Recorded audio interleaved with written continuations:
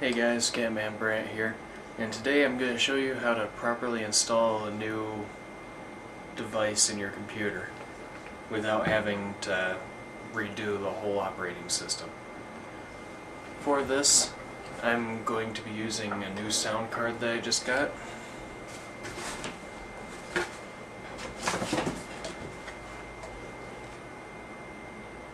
The Creative X-Fi Titanium Fatality Professional Edition.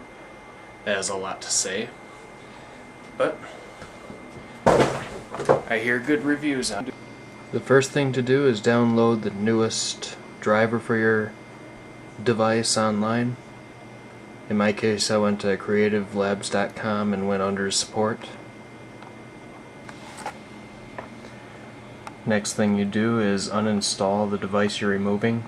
This won't always be the case if you're just like adding a device and not removing one, but for a sound card you have to uninstall the drivers for the current one. In my case it was Realtek. After that's done, turn off your computer.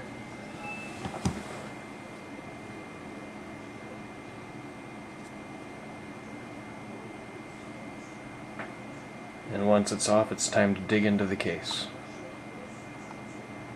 Oh, Windows updates. Great. Okay, this time you're going to want to make sure you have your static wristband on. And you have to clip it to the case on an unpainted surface. That's going to be hard for me to find, but nevertheless I will do it. Before we take it out of the plastic, the first thing we want to do is try to find a space between there. Now I don't want to block the fan for the top one, but I might have to depending on where the PCI port is. Or PCI Express 2.0 I should say. Okay, I was lucky this time. The PCI port is directly above where the video card is. So that should make installation a little bit easier. Now to unhook the front panel audio, zoom out, unhook the front panel audio and plug it into the card, and then put it in the spot. Okay, I found a bit of an issue with this card.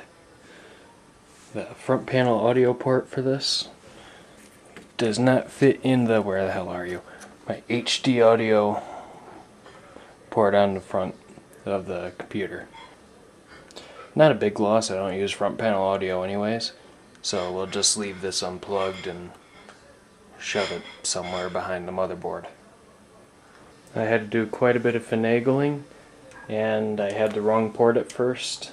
That was just a standard PCI port. I don't know why new motherboards have them, but had to block the airflow to the top card. Makes me rather upset, but hopefully it'll still work just fine.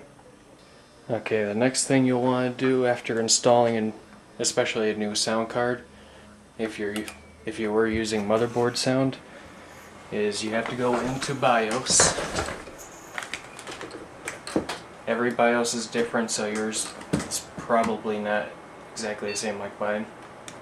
Let's see. Delete. I think I missed it.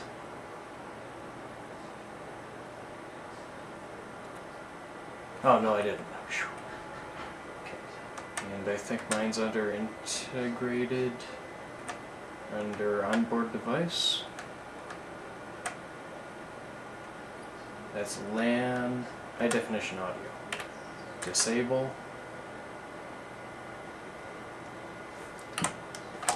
And save. So now the onboard audio is completely shut off. I already have the speakers hooked up in there, and I'll let this boot and show you what happens. Okay, once you start your computer back up, it's going to automatically want to install the new driver, or what it thinks is the driver for it, but you want to stop that as much as possible. I did what I could. So essentially just close that out. Presumably you downloaded the driver into downloads. So here it is.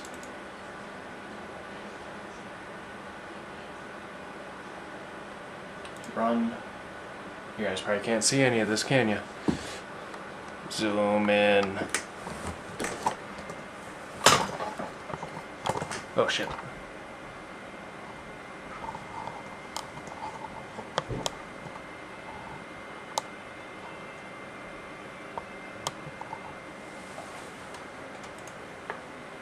You probably want English.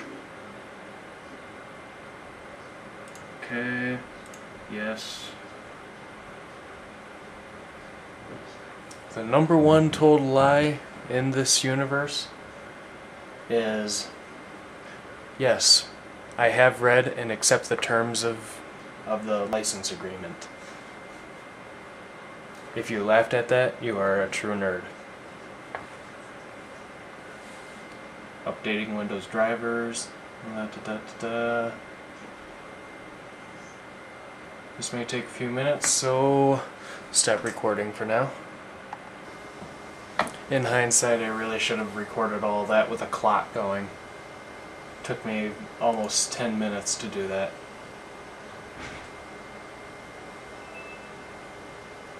And it wants to restart again.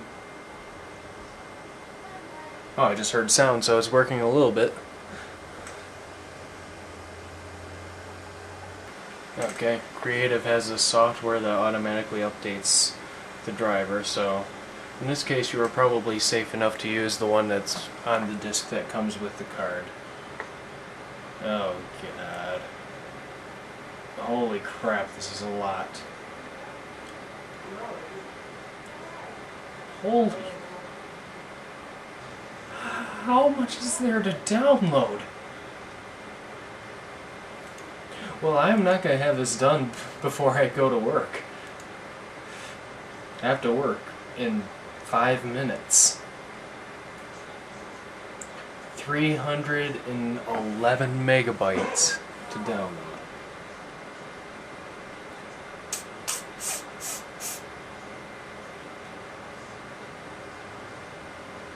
Well, I'll see you guys in 4 hours. 4.5 hours later, I get off of work and everything is ready to install. This will probably take quite some time given the amount of stuff that I had to download, but I'll let you know when it's done. Well, I finally got it working. Just fine, unlike a lot of other people have said. And that's because I knew the correct way to install them.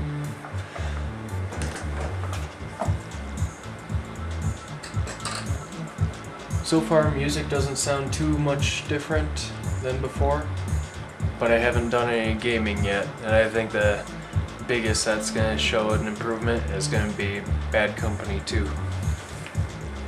And then, can't wait for Battlefield 3 to come out later. And then Skyrim is probably going to sound amazing, but that's got 6 months off almost, 5 months off. But anywho, hope you enjoyed the video and see you later.